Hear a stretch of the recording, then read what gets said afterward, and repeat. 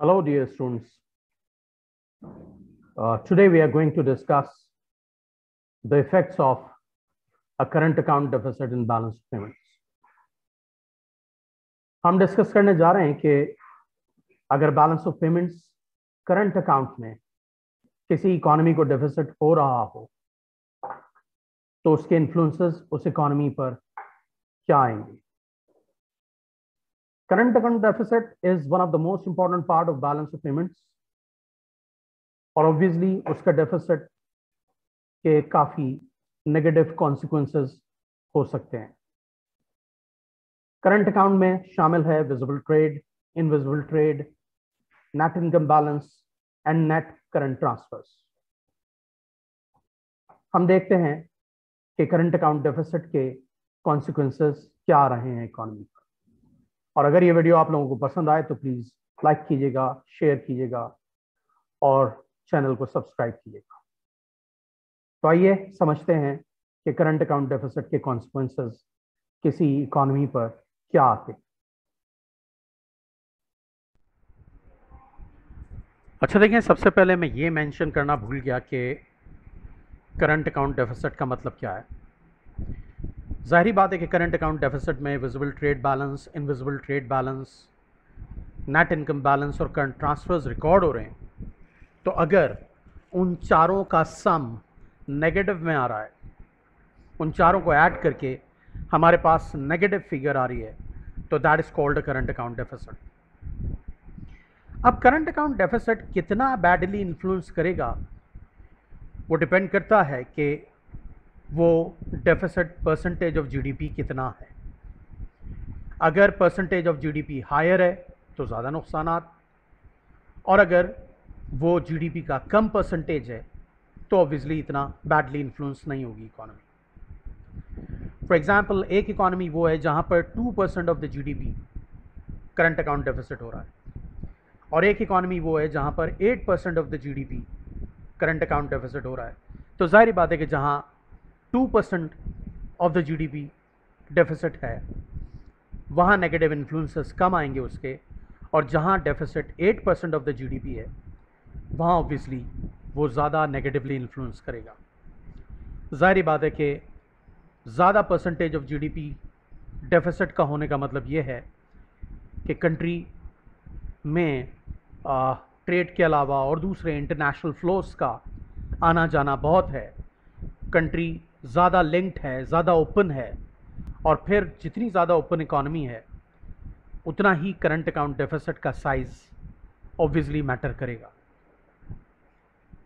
तो current account deficit किस तरह इन्फ्लुएंस करेगा वो डिपेंड करेगा कि परसेंटेज ऑफ जीडीपी कितना है.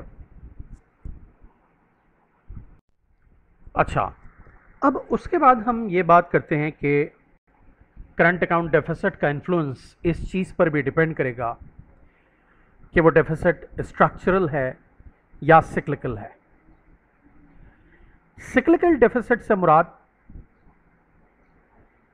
जो ट्रेड साइकिल है या बिजनेस साइकिल है, अगर उसके चेंज ऑफ फेज की वजह से करंट अकाउंट का डेफिसिट कम या ज़्यादा हो रहा है या ख़त्म या क्रिएट हो रहा है, उसको हम सिक्लिकल डेफिसिट कहते हैं. फॉर एग्जांपल, कोई इकॉनमी है, बहुत ज़्यादा बूमिंग है, बहुत अच्छे हालात हैं वहाँ पर, तो ख़ुद ब खुद इम्पोर्ट्स बहुत ज़्यादा बढ़नी शुरू हो जाएंगी क्योंकि लोगों का इनकम लेवल बढ़ रहा है, स्टैंडर्ड ऑफ लिविंग बढ़ रहा है, तो इनकम्स बहुत ज़्यादा बढ़नी शुरू हो जाएंगी. और जब locally demand for goods and services बहुत ज़्यादा बढ़ेगी तो ये भी ख़तरा मौजूद है कि एक्सपोर्ट्स कम होनी शुरू हो जाएंगी और करंट अकाउंट डेफिसिट की तरफ जाना शुरू हो जाएगा, या वर्सन होना शुरू हो जाएगा. लेकिन जैसे जैसे इकॉनमी रिसेशन की तरफ मूव करेगी, स्लो डाउन होगी, ये इंपोर्ट्स खुद ब खुद कम हो जाएंगी और लोकल प्राइसेस कम होने की वजह से एक्सपोर्ट्स के बढ़ने का पोटेंशियल बढ़ जाएगा. और with the passage of time, with the change of phase of the business cycle और ट्रेड साइकिल, ये करंट अकाउंट डेफिसिट खुद ब खुद कम या ख़त्म हो जाएगा. तो सिक्लिकल डेफिसिट हम उसे कह रहे हैं जो बिजनेस साइकिल के फेजेस के चेंज की वजह से क्रिएट हो रहा है.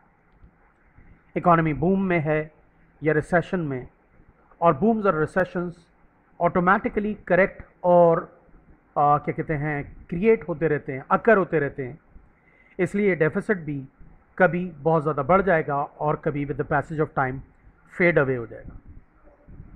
लेकिन अगर डेफिसिट स्ट्रक्चरल है तो इसका मतलब यह है कि कोई बेसिक रीजंस हैं ऐसी, कोई ऐसे फ्लॉज हैं, कोई ऐसी वीकनेसेस हैं कि जिसकी वजह से आपका डेफिसिट परसिस्टेंटली मौजूद है। मिसाल के तौर पर आपकी एक्सपोर्टेबिलिटी लो है, आपकी जीडीपी लो होने की वजह से, आपकी प्रोडक्टिविटी लो होने की वजह से, आपकी टर्म्स ऑफ ट्रेड क्या कहते हैं वीक होने की वजह से, आपकी एक्सपोर्ट प्राइसेस बहुत ज़्यादा कम हैं, इंपोर्ट प्राइसेस बहुत ज़्यादा हाई हैं। तो ऐसी कुछ बेसिक रीजंस मौजूद हैं जिनको करेक्ट किए बगैर ये डेफिसिट ख़त्म नहीं होगा, तो that is referred as a structural deficit. तो जाहिर बात है कि स्ट्रक्चरल डेफिसिट जो है वो परसिस्टेंट रहेगा जब तक कि वो प्रॉब्लम्स ख़त्म नहीं होती जिसकी वजह से डेफिसिट हो रहा है, इसलिए ये परसिस्टेंट डेफिसिट है। लेकिन सिक्लिकल डेफिसिट जो है वो परसिस्टेंट नहीं है, वो जैसे ही ट्रेड साइकिल का फेज़ चेंज होगा, फॉर एग्जांपल कोई इकोनॉमी बूम से रिसेशन में या रिसेशन से बूम में आएगी, तो वो डेफिसिट का साइज़ खुद ब खुद कम या ज़्यादा या ख़त्म या अकर होता रहेगा। जबकि स्ट्रक्चरल डेफिसिट का मतलब ये है कि एक्सपोर्टेबिलिटी वीक है, जीडीपी लो है, प्रोडक्टिविटी लो है, या और कोई दूसरे ऐसे रीजंस बिल्ट इन मौजूद हैं जिसकी वजह से डेफिसिट ख़त्म नहीं हो रहा। फॉर एग्जांपल आपकी करेंसी का ओवर वैल्यूड होना भी स्ट्रक्चरल डेफिसिट की रीज़न बनता है, राइट। तो डेफिसिट कितना बैडली इन्फ्लुएंस करेगा वो ये डिपेंड करता है कि वो स्ट्रक्चरल है या सिक्लिकल है, और इसी बात को मैं इस तरह भी कह सकता हूँ कि ये इस चीज़ पर डिपेंड करता है कि वो परसिस्टेंट है या नॉन परसिस्टेंट है। अच्छा जी, हम बात करते हैं कि अगर करंट अकाउंट डेफिसिट परसिस्टेंट है तो उसके इफ़ेक्ट्स हैं क्या। अभी तक मैं ये बात कर रहा था, अभी तक मैंने दो बातें की कि एक तो डेफिसिट का इन्फ्लुएंस, डेफिसिट का इफेक्ट, कि डेफिसिट कितना नेगेटिवली इन्फ्लुएंस करेगा वो साइज ऑफ द डेफिसिट पर डिपेंड करेगा, और दूसरा इस चीज़ पर डिपेंड करेगा कि वो स्ट्रक्चरल है या परसिस्टेंट है। और अगर करंट अकाउंट डेफिसिट परसिस्टेंट है तो ऑब्वियसली उसका मतलब ये है कि more money is leaving the country as compare to coming in continuously, और उसका नतीजा ये निकलेगा कि एग्रीगेट डिमांड फॉल होना शुरू हो जाएगी, और एग्रीगेट डिमांड के फॉल होने की वजह से जीडीपी ग्रोथ रेट कम होगा, या यूं कह लें कि जीडीपी कम होना शुरू हो जाएगा। और जब फर्म्स आउटपुट पे कंप्रोमाइज कर रही हैं लैक ऑफ डिमांड फेस करने के लिए की वजह से, तो जाहिर बात है कि वो वर्कर्स को ले ऑफ करेंगी, जिसका नतीजा निकलेगा कि अनएम्प्लॉयमेंट रेट बढ़ना शुरू हो जाएगा। मैं रिपीट कर दूं जरा सा कि करंट अकाउंट डेफिसिट का मतलब यह है कि more money is leaving the country as compare to coming in. हमारे गुड्स एंड सर्विसेज की डिमांड अब्रॉड है नहीं, जबकि हम दूसरों के गुड्स एंड सर्विसेज बहुत ज़्यादा इंपोर्ट कर रहे हैं। एक्सपोर्ट एक इंजेक्शन है, इंपोर्ट्स एक विड्रॉल है। तो अगर इंजेक्शंस कम होंगे और विड्रॉल्स बढ़ेंगे तो ऑब्वियसली एग्रीगेट डिमांड कम होगी, और एग्रीगेट डिमांड के कम होने से जीडीपी ग्रोथ रेट कम होगा, और जीडीपी ग्रोथ रेट कम होने की वजह से अनएम्प्लॉयमेंट रेट बढ़ रहा होगा।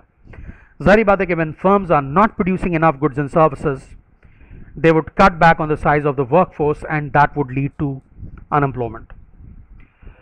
अब ये किस हद तक होगा या नहीं होगा ये डिपेंड करता है कि कितना परसिस्टेंट है या कितना नहीं है, और साइज ऑफ द डेफिसिट कितना है कितना नहीं है। करंट अकाउंट डेफिसिट और ख़ास तौर पर परसिस्टेंट डेफिसिट का ऑब्वियसली एक ख़तरनाक कॉन्सिक्वेंसेस ये है कि कंट्री के फॉरेन करेंसी रिजर्व्स, चाहे वो प्राइवेट सेक्टर रिजर्व्स हों चाहे वो पब्लिक सेक्टर रिजर्व्स हों, कम होने शुरू हो जाएंगे।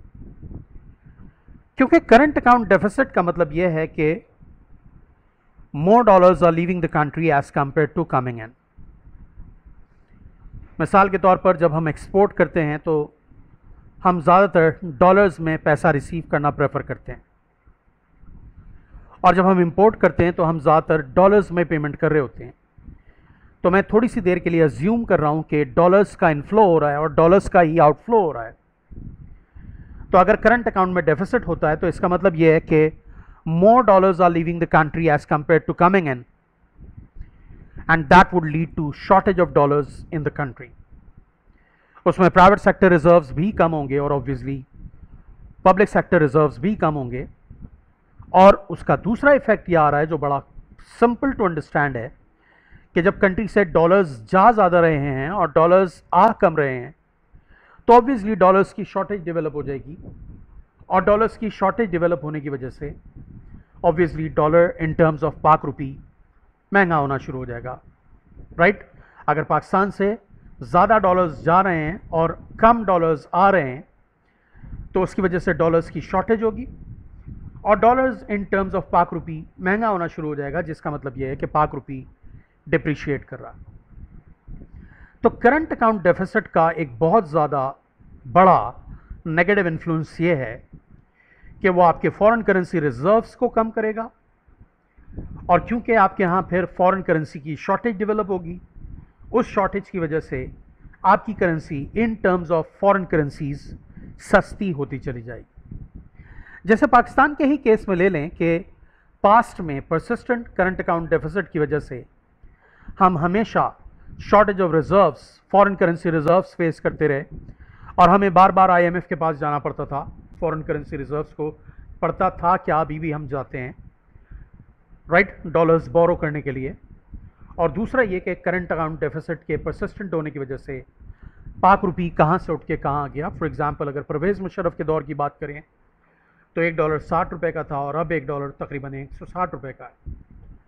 तो उसकी वजह यह है कि करंट अकाउंट डेफिसिट परसिस्टेंट रहा है, जिसकी वजह से more dollars have left the country as compare to coming in, जिसकी वजह से डॉलर्स की या फॉरेन करेंसीज की शॉर्टेज डेवलप हुई और वो डिप्रिशिएट होना शुरू हो गए, और अब तक हो रहा है। पाकिस्तान के केस में अब तक ऐसा है।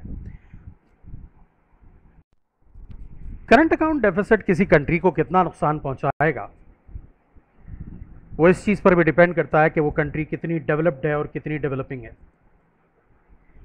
आमतौर से developed countries current account deficit से ज़्यादा आसानी से निपट सकती हैं, क्योंकि वो इकोनॉमिक रिफॉर्म्स लेके आ सकती हैं, क्योंकि वो स्ट्रक्चरल वीकनेसेस से जल्दी निपट सकती हैं, क्योंकि उनके पास वेल्थ है, उनके पास इंटरनेशनल रिलेशंस हैं, वो दूसरों को कन्विंस करने की एबिलिटी रखते हैं, और ऐसे डिफरेंट रीजंस की वजह से डेवलप्ड कंट्रीज़ के लिए करंट अकाउंट डेफिसिट से निपटना कंपैरेटिवली आसान है। जबकि अगर हम बात करें डेवलपिंग कंट्रीज़ की तो उनका रिसोर्स बेस भी वीक है। स्ट्रक्चरल वीकनेसेस से निकलने में जिन वजूहात की वजह से डेफिसिट हो रहा है उनको सॉल्व करने के लिए जो रिसोर्सेज रिक्वायर्ड हैं वो उनके पास नहीं है, टाइम इन्वॉल्व है इसमें, और फिर डेवलपिंग कंट्रीज़ के इंटरनेशनल रिलेशंस भी इतने स्ट्रांग नहीं हैं। डेवलपिंग कंट्रीज़ का पास्ट डेट रिकॉर्ड भी इतना क्लियर नहीं है, वो ऑलरेडी डिफ़ॉल्ट्स में है, उन्होंने ऑलरेडी बहुत ज़्यादा बोरो किया हुआ है, और बैड करंट अकाउंट पोजीशन की वजह से, बैड इकोनॉमिक कंडीशन की वजह से उनकी क्रेडिट रेटिंग बहुत कम है, जिसकी वजह से कोई उन्हें लेंड करने के लिए तैयार नहीं है, राइट। वो बोरो करने की पोजीशन में नहीं है, ऑलरेडी इंडेप्टेड है। तो नज़र ये आएगा कि, और फिर डेवलपिंग कंट्रीज़ के इंटरनेशनल रिलेशंस भी अच्छे नहीं हैं, फिर डेवलपिंग कंट्रीज़ के साथ डिस्क्रिमिनेशन भी की जाती है, राइट। उनके ऊपर प्रोटेक्शनिज्म ज़्यादा अप्लाई किया जाता है, ज़्यादा उनके एक्सपोर्ट को डिस्करेज किया जाता है, क्योंकि उनकी से नहीं है वर्ल्ड में, राइट। तो ये वो तमाम रीजंस हैं जिसकी वजह से हमें नज़र आएगा कि डेवलपिंग कंट्री को डेफिसिट से निकलना ज़्यादा मुश्किल है, और डेफिसिट उसको ज़्यादा बैडली इन्फ्लुएंस कर रहा होगा। जबकि डेवलप्ड कंट्रीज़ का चाहे करंट अकाउंट डेफिसिट बड़ा हो, लेकिन उनके पास उस करंट अकाउंट डेफिसिट से निपटने की एबिलिटी कंपैरेटिवली ज़्यादा है।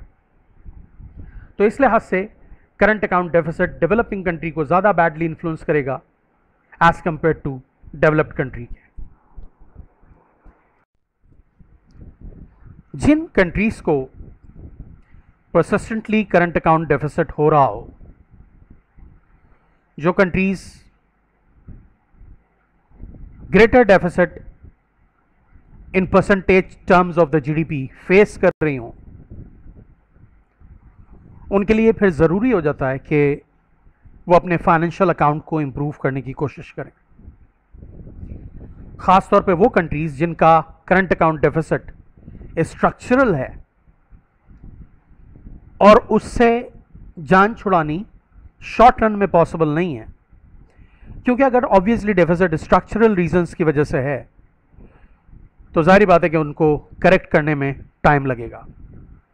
फॉर एग्जांपल, आपका जीडीपी लो है, आपकी प्रोडक्टिविटी लो है, तो जीडीपी 2 दिन में नहीं बढ़ जाएगा, प्रोडक्टिविटी 2 दिन में नहीं बढ़ जाएगी।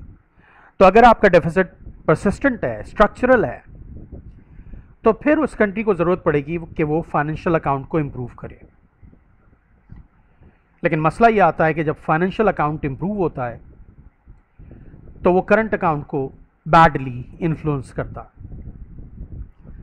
मिसाल के तौर पे फाइनेंशियल अकाउंट को इम्प्रूव करने के लिए गवर्नमेंट को इंटरेस्ट रेट्स बढ़ाने पड़ेंगे। जैसे कि अगेन मैं पाकिस्तान की एग्जांपल देता हूं कि अभी 1-1.5 साल पहले जब हमें बहुत बड़ा करंट अकाउंट डेफिसिट हुआ, तकरीबन $20 बिलियन का, तो गवर्नमेंट को इंटरेस्ट रेट्स बढ़ाने पड़े। आपको याद होगा कि पाकिस्तान में 1-1.5 साल पहले इंटरेस्ट रेट 14-15% पर पहुंच गए थे, आजकल जबकि 7-8% पर हैं। तो इंटरेस्ट रेट को बढ़ाना पड़ेगा ताकि शॉर्ट टर्म इन्वेस्टमेंट्स मुल्क में आनी शुरू हों, और जो मुल्क से बाहर शॉर्ट टर्म इन्वेस्टमेंट्स जा रही थी वो कम हो जाए। आपको मालूम है कि इंटरेस्ट रेट अगर हम बढ़ाएंगे तो कोई भी मुल्क अगर इंटरेस्ट रेट्स बढ़ाता है तो उसके यहाँ शॉर्ट टर्म इन्वेस्टमेंट्स से इनडायरेक्ट इन्वेस्टमेंट्स आनी शुरू हो जाती हैं, और जो इनडायरेक्ट इन्वेस्टमेंट्स का आउटफ्लो हो रहा था वो कम हो जाता है, और उसकी वजह से फाइनेंशियल अकाउंट इम्प्रूव होना शुरू हो जाता है। और फाइनेंशियल अकाउंट का इम्प्रूव होना करंट अकाउंट के डेफिसिट को किसी ना किसी हद तक कंपनसेट कर रहा होता है। अगर करंट अकाउंट डेफिसिट में है और फाइनेंशियल अकाउंट को उतना ही आप सरप्लस में ले जाने में कामयाब हो जाते हैं तो फिर overall balance of payment zero रहेगा और फिर उसका उतना बैड इन्फ्लुएंस नहीं आएगा। इसलिए हमारे लिए फिर ज़रूरी है कि हम फाइनेंशियल अकाउंट को इम्प्रूव करें। लेकिन जब हम फाइनेंशियल अकाउंट को इम्प्रूव करते हैं तो हम इंटरेस्ट रेट्स बढ़ाते हैं। उसका एक तरीका है इंटरेस्ट रेट को बढ़ाना ताकि शॉर्ट टर्म इन्वेस्टमेंट्स का फ्लो आए और जो जा रहा था वो रुक जाए। लेकिन मसला ये है कि इंटरेस्ट रेट बढ़ाने से फाइनेंशियल अकाउंट तो इम्प्रूव होगा, लेकिन लोकली इंटरेस्ट रेट बढ़ाने का इम्पैक्ट क्या आएगा कि इंटरेस्ट रेट्स बहुत ज़्यादा बढ़ जाने की वजह से बोरोइंग डिस्करेज हो जाएगी, सेविंग इनकरेज हो जाएगी, डिमांड डैम्पन हो जाएगी, यानी कि एग्रीगेट डिमांड कम होने लगेगी क्योंकि सेविंग्स बढ़ रही हैं, बोरोइंग कम हो रही हैं, और एग्रीगेट डिमांड के कम होने से जीडीपी और ज़्यादा बैडली इन्फ्लुएंस होगा, एम्प्लॉयमेंट और ज़्यादा बैडली इन्फ्लुएंस होगी। राइट?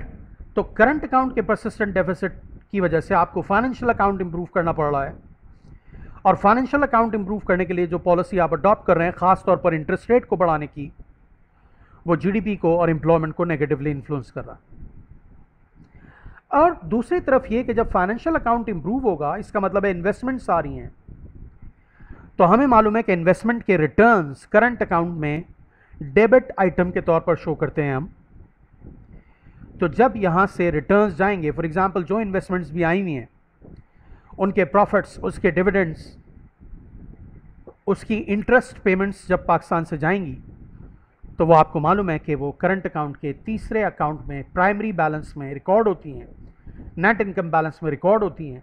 तो आपका नेट इनकम बैलेंस वर्सन होगा, और नेट इनकम बैलेंस के वर्सन होने की वजह से करंट अकाउंट वर्सन होगा। तो पता क्या चला जनाब कि करंट अकाउंट के डेफिसिट को बैलेंस आउट करने के लिए, कंपनसेट करने के लिए आपको फाइनेंशियल अकाउंट के इम्प्रूव करने की तकदौ करनी पड़ेगी। लेकिन जब फाइनेंशियल अकाउंट इंप्रूव होगा तो दोबारा वो करंट अकाउंट को बैडली इन्फ्लुएंस करेगा, क्योंकि जो इन्वेस्टमेंट्स भी फाइनेंशियल अकाउंट में रिकॉर्ड हो रही हैं उनके रिटर्न्स बाद में करंट अकाउंट में रिकॉर्ड होंगे, और जब वो रिटर्न्स पाकिस्तान से जाएंगे तो पाकिस्तान के करंट अकाउंट को वो फर्दर नुकसान पहुंचाएंगे। तो पता क्या चला कि करंट अकाउंट के डेफिसिट को कंपनसेट करने के लिए फाइनेंशियल अकाउंट इंप्रूव करना पड़ रहा है, और जबकि फाइनेंशियल अकाउंट इंप्रूव कर रहे हैं तो current account further badly influence हो रहा है। तो फिर पता ये चला कि फाइनेंशियल अकाउंट को इंप्रूव करना कोई लॉन्ग टर्म सोल्यूशन नहीं है करंट अकाउंट डेफिसिट के इफ़ेक्ट को ओवरकम करने के लिए, बल्कि वो काउंटर इफेक्टिव साबित हो रहा है। तो फिर हमारी एक बात फिर सिंपली समझ में आती है कि करंट अकाउंट के को इम्प्रूव करने के लिए वो जो स्ट्रक्चरल रीजंस हैं, वो जो स्ट्रक्चरल वीकनेसेस हैं, वो जो स्ट्रक्चरल ड्रॉबैक्स हैं, lack of infrastructure, low productivity, low priced exports, high priced imports, low GDP, import substitution ना होना, एक्सपोर्टेबल आइटम्स का ना प्रोड्यूस होना, इंडस्ट्रियल रिफॉर्म्स ना लेके आना, टैक्स इंसेंटिव्स ना देना, और ऐसी बहुत सारी रीजंस और पॉलिसीज़ की एब्सेंस में ऐसा होता रहेगा और करंट अकाउंट डेफिसिट ख़त्म नहीं होगा। आई होप कि ये सारी बातें आपकी समझ में आई हों।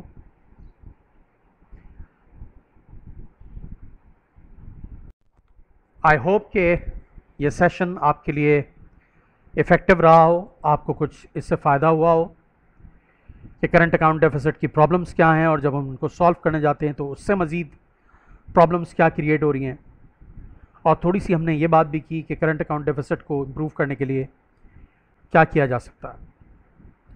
Thanks for watching the video, and if you like it please click the like button, please share it with other students so they can also benefit, and please subscribe the channel for further videos. Thank you very much.